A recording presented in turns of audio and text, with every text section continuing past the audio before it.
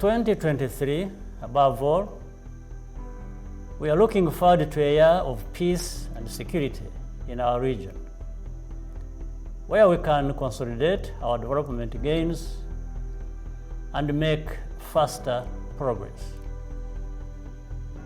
All of us in the region and our international partners need to work together to implement the lasting solutions which have been evading us for the last 2.5 decades. There are regional initiatives underway led by the President of Angola, President Lorenzo, and the President of Burundi, President Ndayishimiye, and the former President of Kenya, Uhuru Kenyatta. I thank these leaders as well as the heads of state of this African community for the crucial work they are undertaking, which Rwanda fully supports. We also commend them for agreeing to deploy a force to help stabilize Eastern Congo. However, these efforts will not bear fruit unless the unhelpful approach of the international community changes significantly. It is disappointing that the international community pays lip service to peace and actually ends up complicating matters, which undermines the regional processes. After spending tens of billions of dollars on peacekeeping over the past 2 decades, the security situation in Eastern Congo is worse than ever.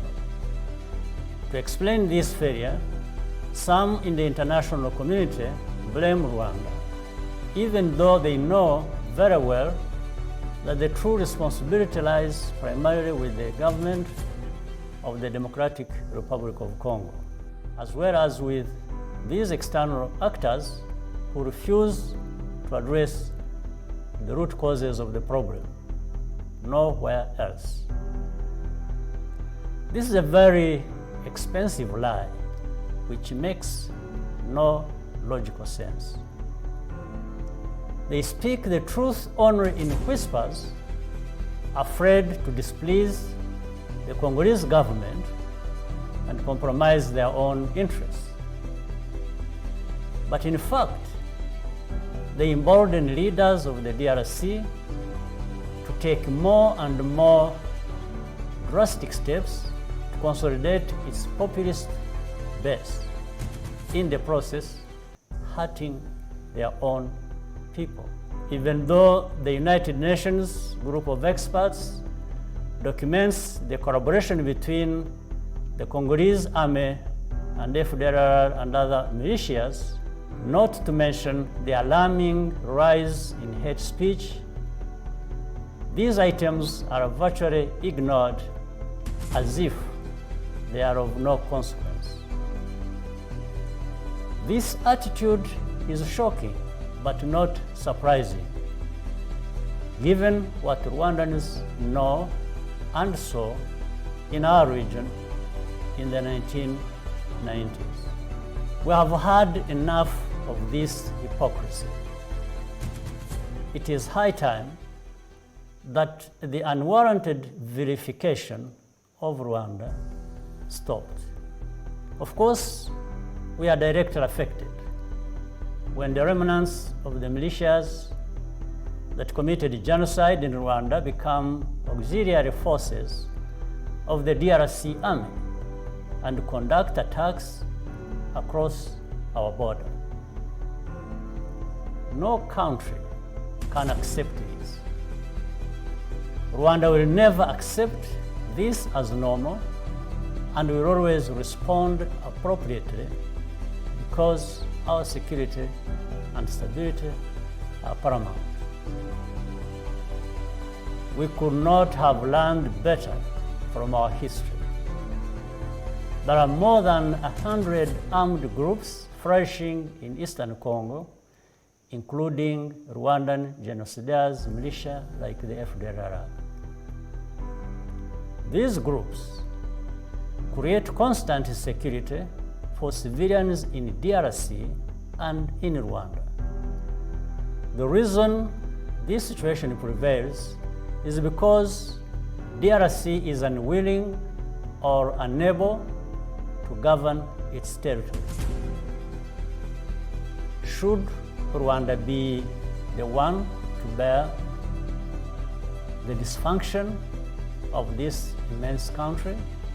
The situation of the Congolese refugees, whose very right to a nationality is denied by their own home country, is a case in point.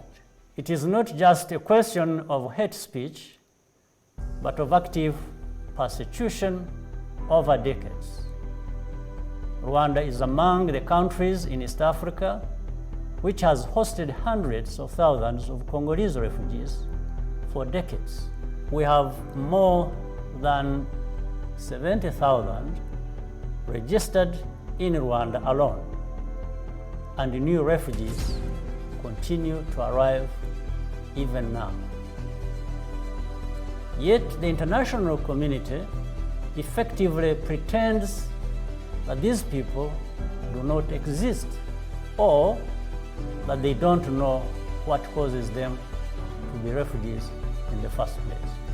The policy seems to be for them to remain in Rwanda indefinitely, which only serves to whitewash the lie that they are actually Rwandans who deserved to be expelled. This is an international problem, and it requires an international solution, because the unresolved political issues which cause these armed groups to keep coming up and which underlie the hate speech we keep seeing are the same. Rwanda will not accept to bear the burden for the DRC's responsibilities.